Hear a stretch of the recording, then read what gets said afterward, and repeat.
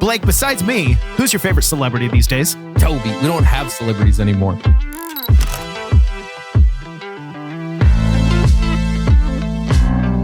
Welcome to the Church Gear Podcast, where we pull the tech out of the booth and onto the stage to share the most outlandish stories and hidden wisdom from the tech trenches. And now, here are your hosts.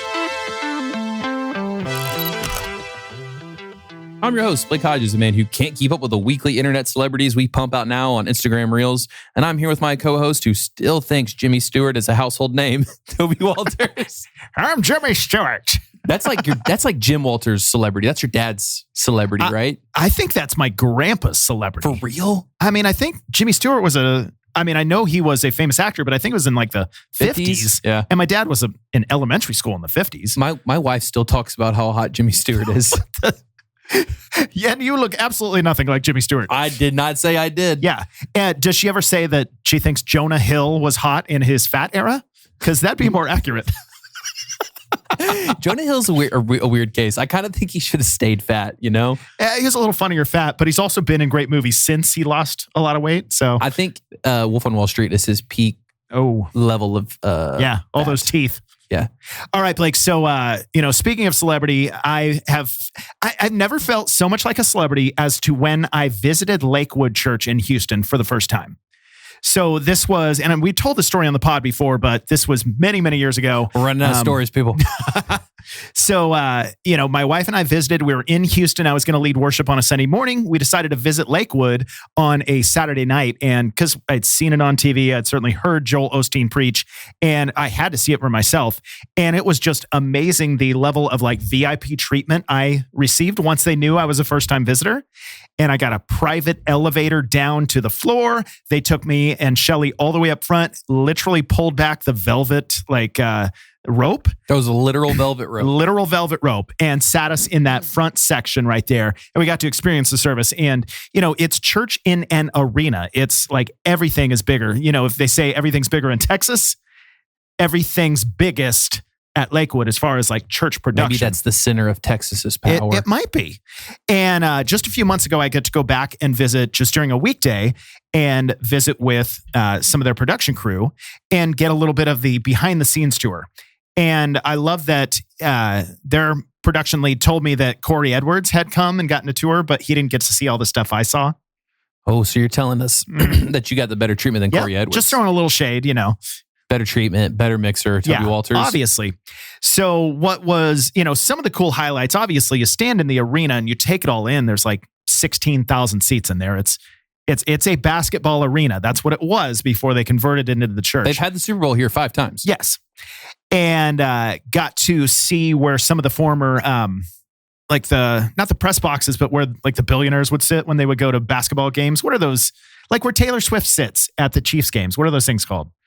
Oh, it's not the booth seats. The suites. The suites. Yeah. So I got to see one of those suites. Not that they used them for seating anymore. Boxes. It's a box. Sure. Yeah. Sure. And then when they walked me into the amp room where like all their racks and their systems were, it was the cleanest amp room I ever seen in my life. Where they all just going zzz. Their system, I don't know exactly how old. I think it's close to 20 years old. There was not a dust bunny in sight. Wow.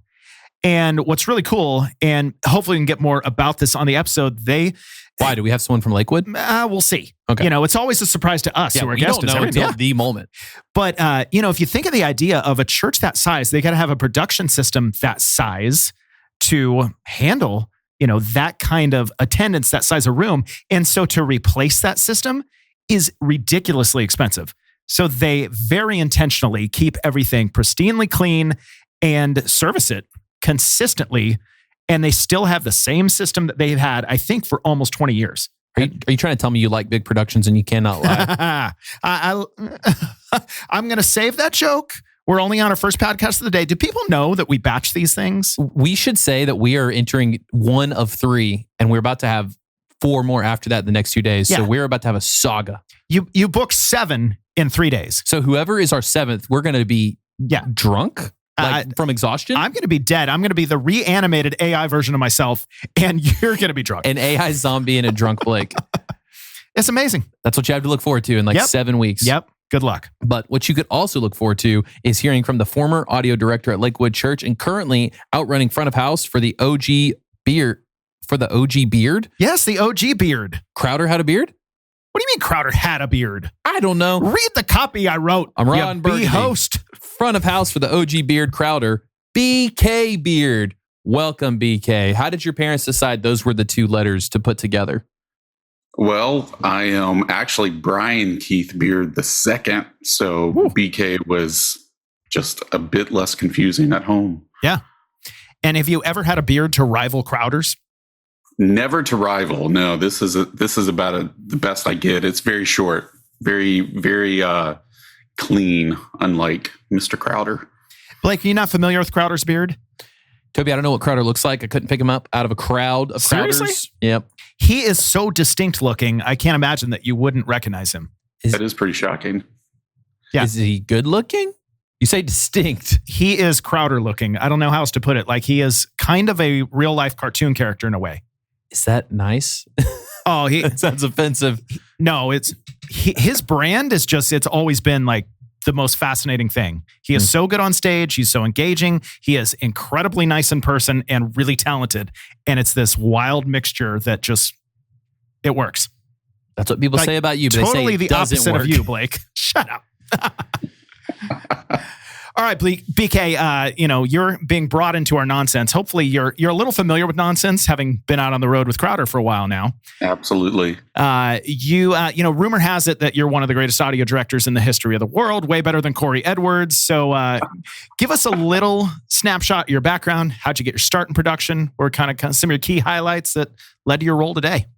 Yeah. I was fortunate and blessed at a very young age to know that I wanted to pursue audio as a career, even as a kid, 10 or 11 years old, and then very fortunate at about the age of 12 to have a mentor who was fantastic at what he did, kind of take me under his wing. And then fast forward 7 or 8 years, and I joined him on staff at Lakewood, pretty much right out of high school for me. I mean, I did a short stint in college, but not for anything related to production, and realized real quickly that that wasn't for me. And so joined the staff at Lakewood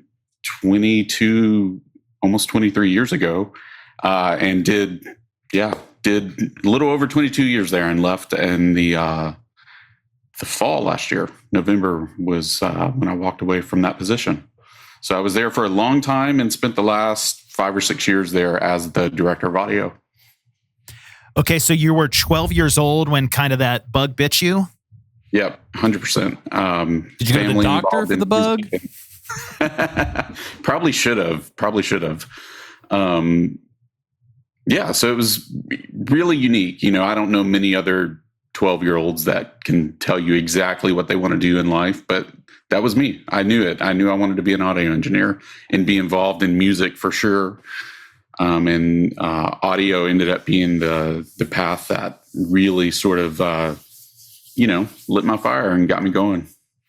Blake, what does it say about me that at 13 years old, I knew exactly what I wanted to do with my life, and it was audio production, yet here I am just being an idiot on a podcast, while BK is a professional, successful audio engineer. I think they call that falling forward. Something like that. So, BK, you're 12 years old. Was Lakewood in the arena at this point? No. I was in a much smaller area, about an hour and a half east of Houston at the time, Southeast Texas. It was a large church for the area, so we were kind of the forefront of production happenings in that area. But yeah, Lakewood was definitely not on the radar as a 12-year-old. Yeah. Can you remember bits and pieces of that system that you got hooked on when you were 12 years old? Like, what was that front of house board? Yeah, I do actually. It was, I don't remember the model, but it was a JBL, 212s and a horn situation. Probably, I think we had 4 of those. And then it was we had 2 different Mackie consoles, and these ended up being some of the bigger Mackie consoles. I think it was the SR48, which was a large format analog desk with a meter bridge on it. And That I definitely fell in love with meters all the way back then. I'm a bit of a meter whore these days. Blake, I want to ask, are you a meter whore? Because you're looking at them on the screen, so our audience can't see, our backdrop with our multi-view here, but you have these meters here, and they're constantly blinking and lighting up. Does that entertain you like a 12-year-old boy, Blake? I'm constantly looking at the ISO rec box because the meters don't matter to me as much as the time. And I'm just like, are we hitting our pacing? Have we got to this question on time yet? Oh my God, oh my God, oh my God. And what does rec stand for in that little window there? I'm going to hope, if it doesn't stand for record, I swear. Yeah, you're correct. Okay. Good job. Toby said I was right. It only took us 178 episodes. But this is the first of 7 recordings this week. So by the end, I don't even know what's coming out of it. It won't even say record. It'll say death. So BK, how old were you when you landed at Lakewood? 19. Okay. What kind of plane did you land in? It was very small. So you're 19 years old at Lakewood. Was it in the arena, current setup, what they have now? No, this was the previous building that Lakewood had, which was a very large room. I believe that auditorium sat 8,000 people.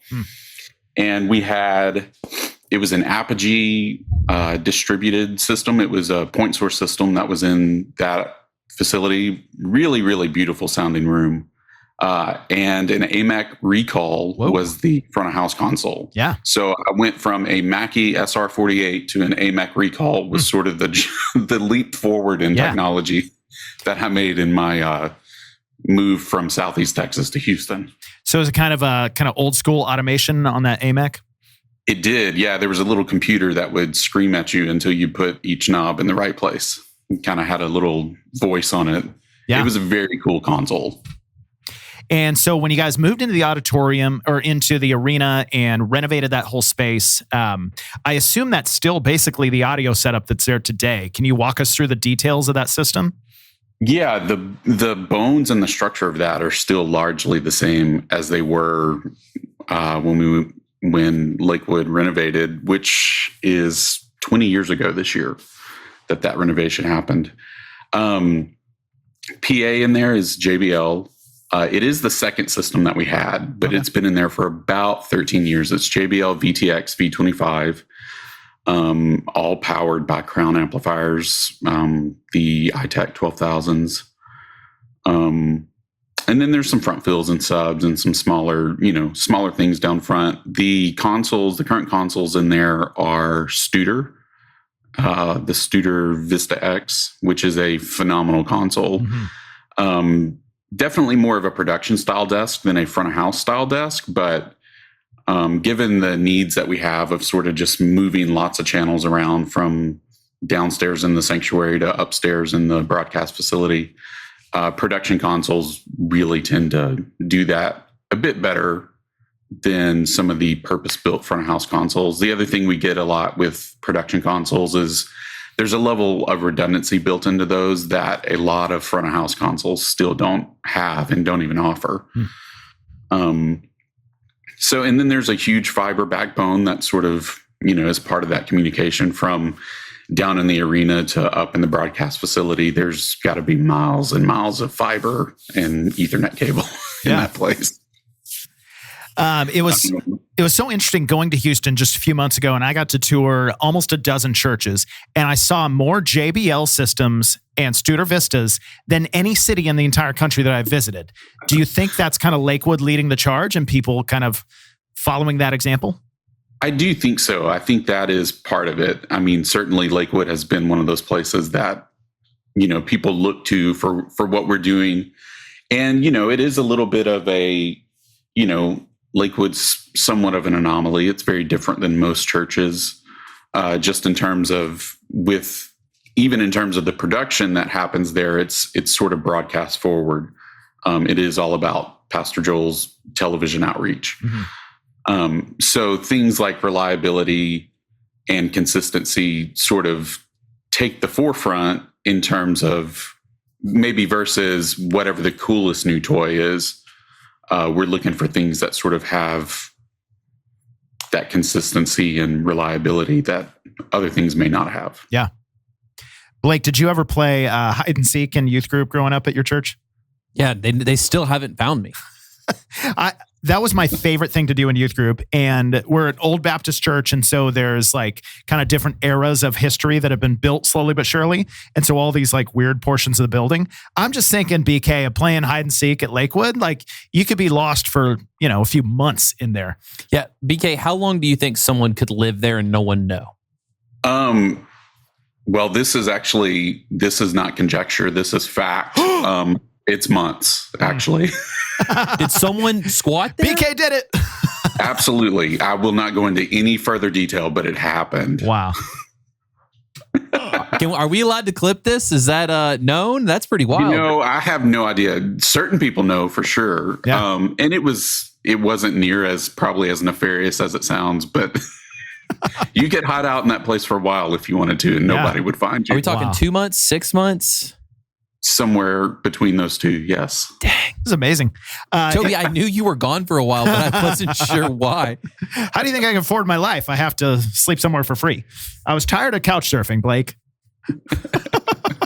It was kind of I don't know of a known fact, but it was supposedly true that homeless people sometimes snuck into my church growing up and would sleep in the attic because we were right in the downtown area of our little city. And so there are a lot of homeless people around, and we didn't have an alarm system. So why wouldn't they break in and find a place to sleep? So it's a little creepy, Blake. What do you think? I mean, if we're going to get spiritual, there is a thing where I saw this thing. It was like, make homelessness illegal except 150 miles from a church or some kind of thing from a church. Like, we are kind of called to help the homeless people. So maybe that was God reminding them that they should be helping them out. Maybe. So, BK, I've been told many times that Pastor Joel has kind of a unique perspective on production because he largely did that before he became pastor, that he started in the TV ministry of that church under his dad. And did you experience that? Like, he has just a different level of understanding, appreciation, vision for production because he sort of had his heart there originally. Yeah, absolutely. Yeah, he was 17 years behind the scenes at Lakewood. Working for his dad before he became the pastor. So he definitely has a unique understanding of production. And but there's a level of expectation there too that I think is higher than a lot of other places.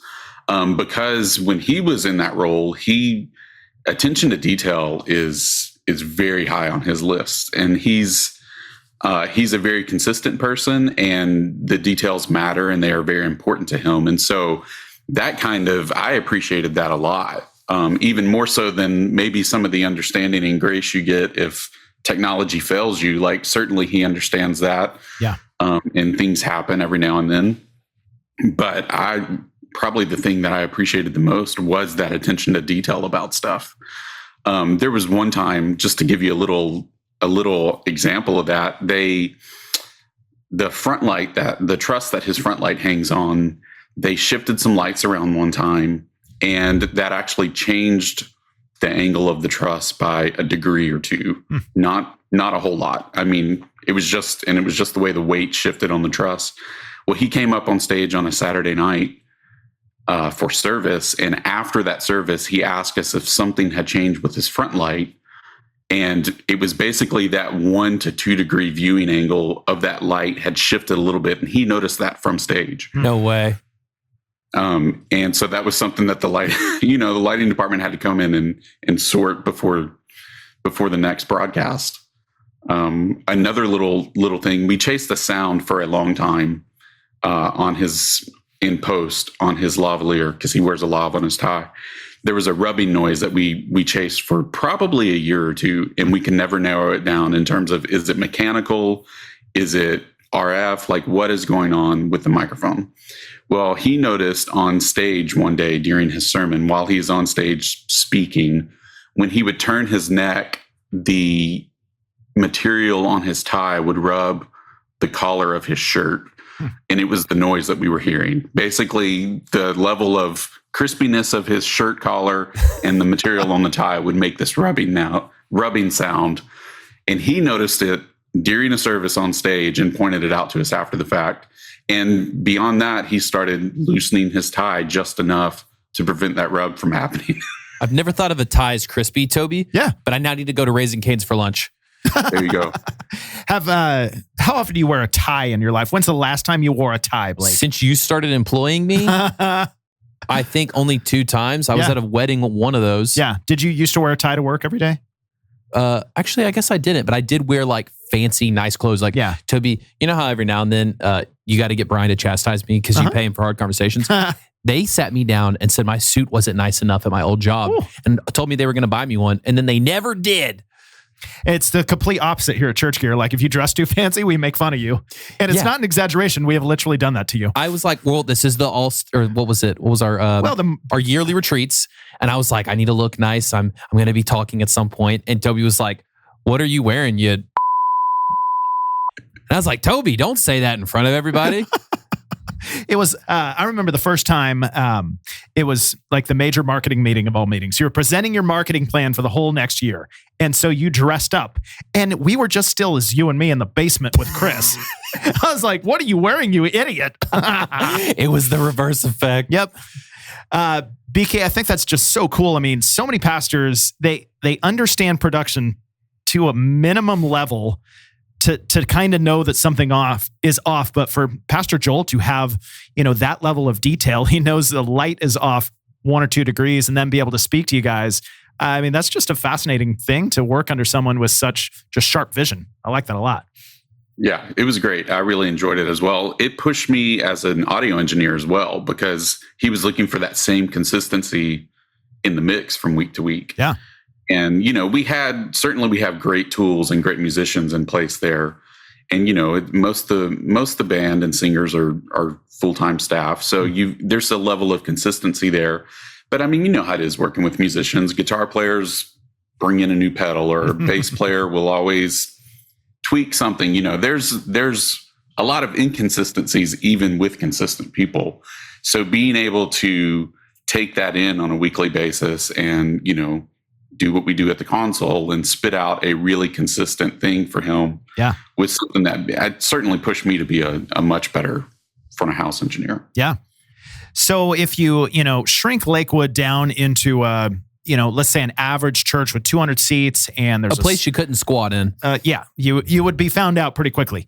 And you have a much smaller environment. You have a smaller band. You have a smaller system. I feel like the stakes are a little smaller, but you amplify that out to the size of, 16,000 seats.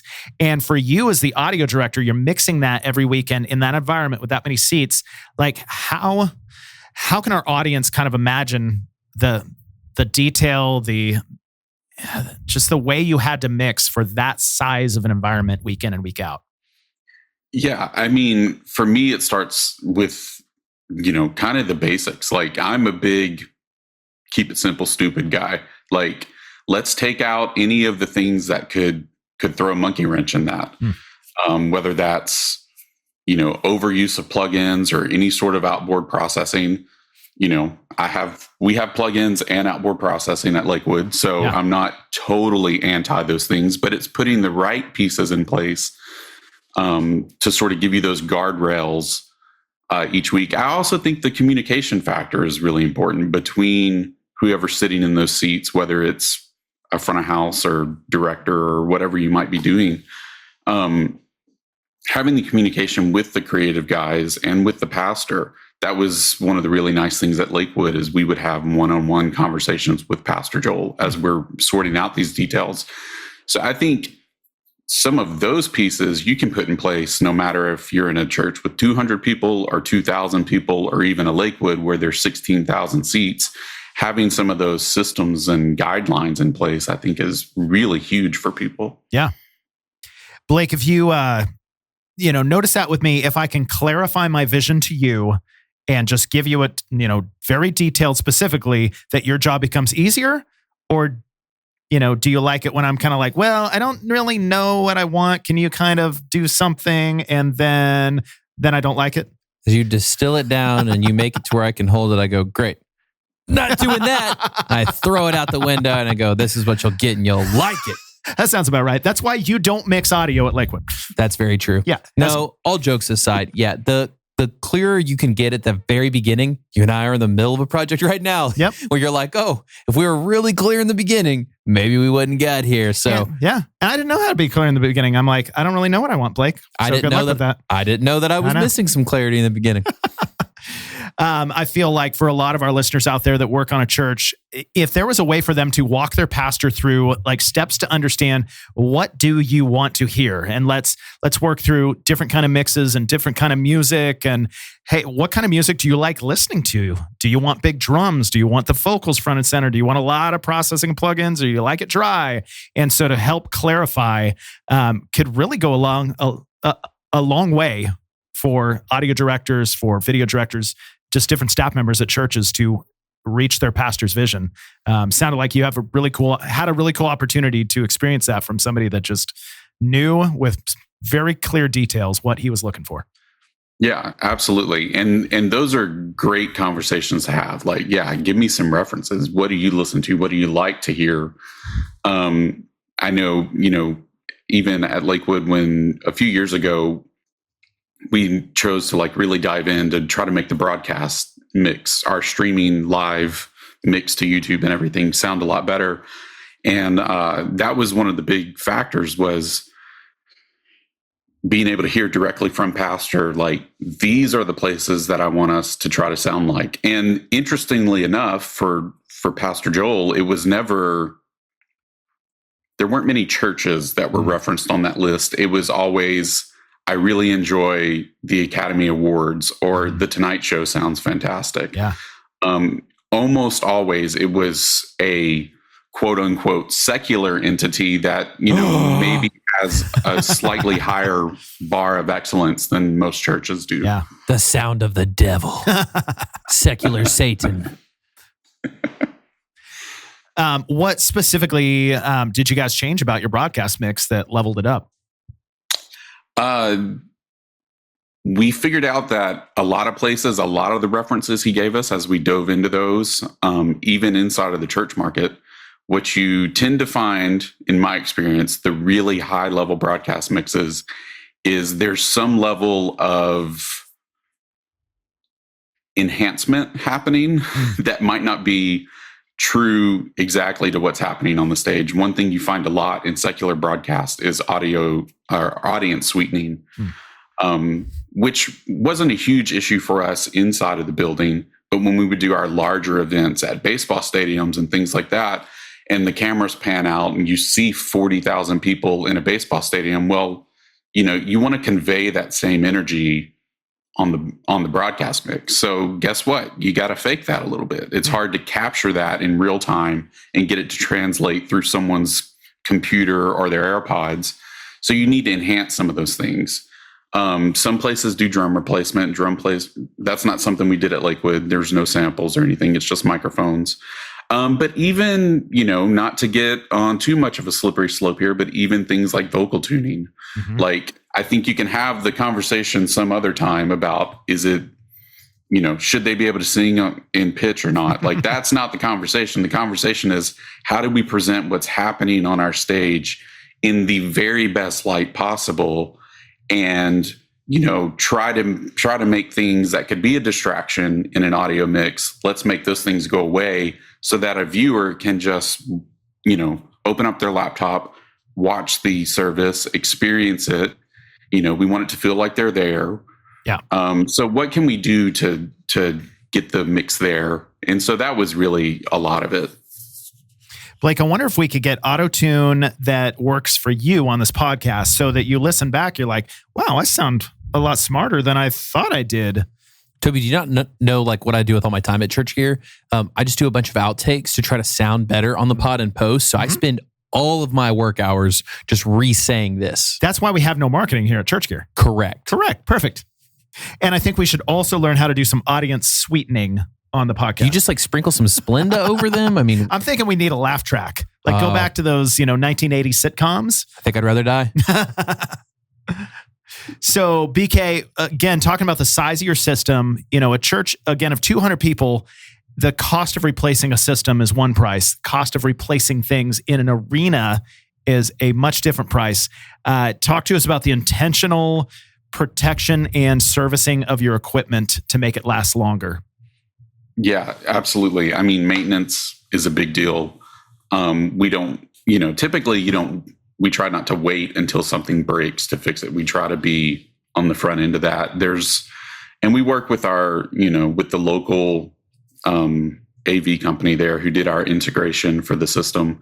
They're aware of things, we're aware of things, but we kind of keep between the two of us, there's a schedule that's sort of kept in terms of, at least once a year on the PA specifically. Like I mentioned, it's pushing 13 years old at this point. We're lowering that. We're listening to drivers individually in the array.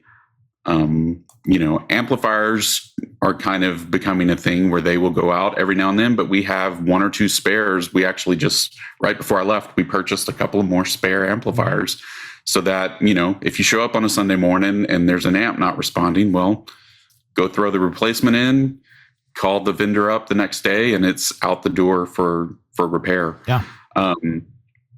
But yeah, certainly staying on the front end of trying to keep everything maintained and in good working condition. Because even we do most of the purchases there with the mindset of this is a 10-year install, and then we'll replace it. But like I said, that PA is going on 13 years now because it's in great shape. Still sounds really good. The console cycle has sped up a little bit. I think they're at 8 or 9 years on consoles. And so consoles are definitely on the radar currently there. Mm-hmm. But yeah, at least 10 years is the way we would try to approach that. But part of that is during that time frame, you got to maintain what you have and keep it in good working order. What's the most recent console and PA in there, if you remember? It is the Studer console is the most recent, and the JBL PTX V25. Blake, were you not listening in the beginning? I just figured they would have updated by the time you'd been there. Me? Yeah. I was there like 3 months ago. Exactly.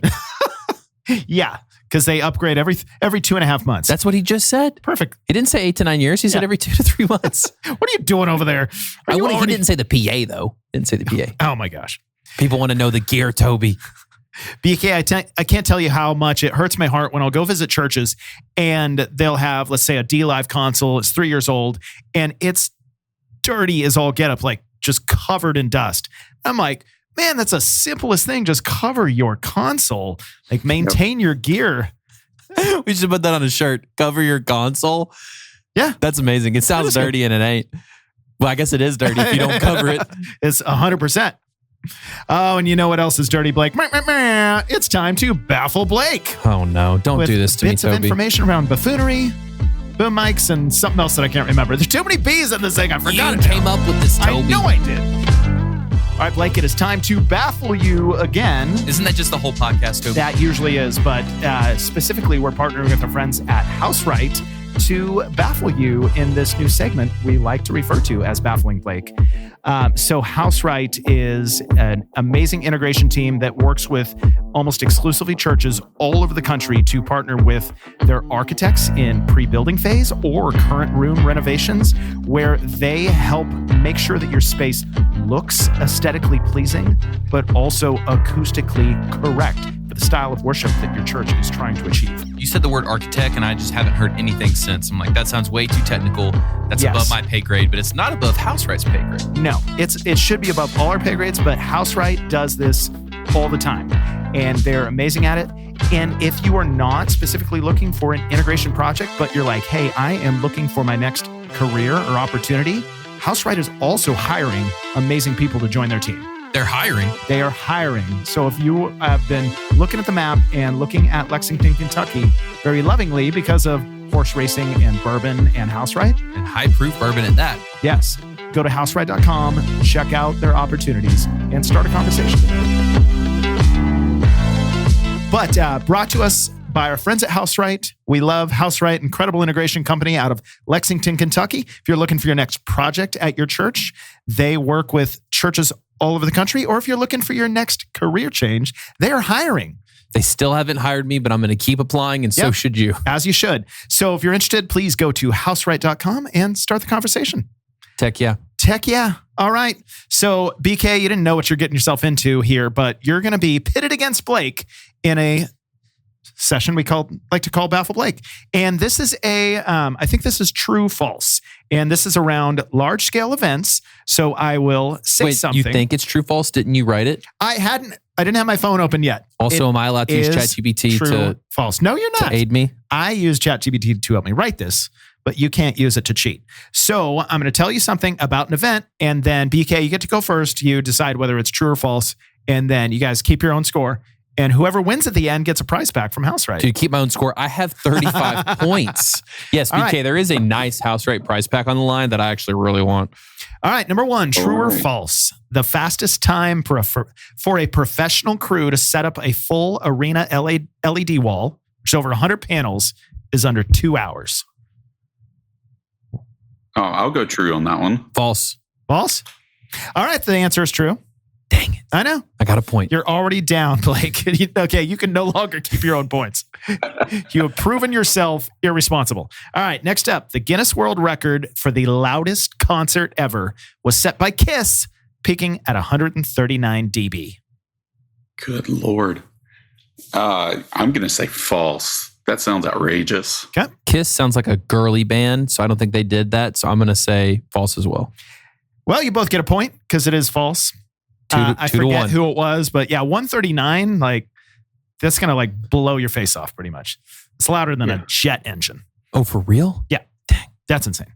All right, next up, the largest video screen ever used for a worship event measured over 30,000 square feet. True or false? Ooh. I'll go true. Passion's done some crazy stuff. I would assume it was there. Dang it. I've got to catch him, so I've got to go different. I think I'm going to go false. It is true. Dang it. And I do believe it was Passion. It's 3-1. Don't quote me on that, all our Passion listeners out there, but I wouldn't be surprised as well if that was Passion. Check Toby, and then I will have 2 points, and he will have 2 points. All right, next up. The largest concert sound system ever deployed used over 700 loudspeakers in a single venue. True. I bet that's true. That is true. So then I forget who it was, but we're down to one question. It's 3-2. All right. You have a chance to wait a minute. It's 4-2. Dang it. Yeah. This was worth 4 points. You're totally done. All right.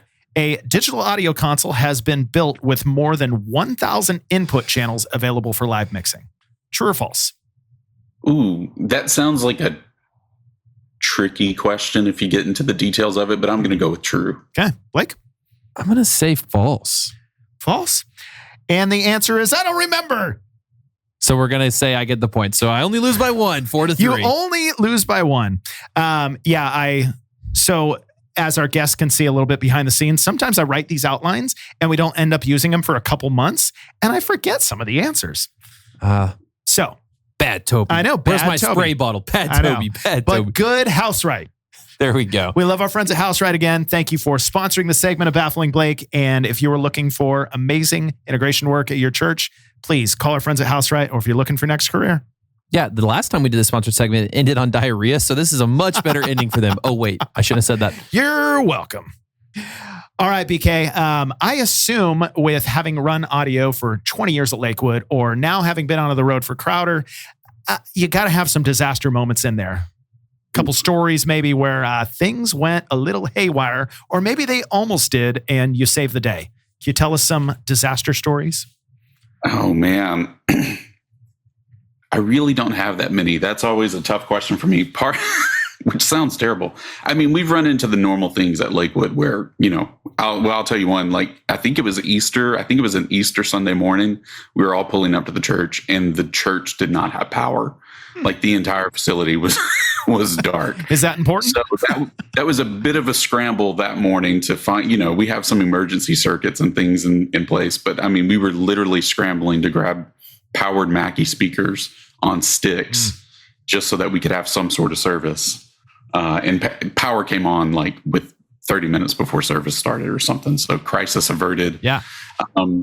But really, that's probably the main thing I can give you is like, having these discussions early, like what are we going to do if we show up to church and there's no power? Like have a plan in place for some of these things and you'll be shocked how many crises, quote unquote, you can avoid if you just have some plans in place. Yeah. My crisis management software decision tree is like, is Toby at work? Crap. Okay, it's a crisis. What did our friend Nathan say? You don't have a backup till you have a third? Yes. 1 is none and 2 is 1. Yeah. And I just love that. I feel like the most experienced production people have the best plans. They know how to have backups, how to have what if scenarios, all those things. So it sounded like that's what you did a lot at Lakewood in order to try and avoid those moments. Absolutely. And when you're live on the air, you try to avoid any sort of major hiccups, for sure. And were you guys always live, or were they broadcast later on, the sermons? So television broadcast is typically later on, but the last few years have been live on SiriusXM satellite radio. So live on from an audio standpoint, but not necessarily video. Yeah. Blake, can you imagine if we were live on the air every week for this podcast? Oh, we couldn't do it. No. Because again, I just spend all my working hours redoing my answers. Yep. We'd have to replace ourselves with clean AI bots. I'm going to have to cancel the video for this podcast because I'm just realizing you did this whole thing with your shoes off. I mean, This is disgusting. Again, I've said that you scheduled 7 in a week. So this is my protest. I'm doing them barefoot. I was like, how am I smelling BK through the computer? And it's actually been your feet this whole time. I took a shower recently. BK, I would like to wrap his feet up, which sadly I can't, but we can wrap this episode up with a tech takeaway. So if you're going to give production people some unique piece of advice from you, other than wearing shoes, what would you say to a room full of production people? Shoes are always a good idea. But I'll echo what I said earlier. Keep it simple. Strip it down to the bare necessities. Don't overcomplicate things.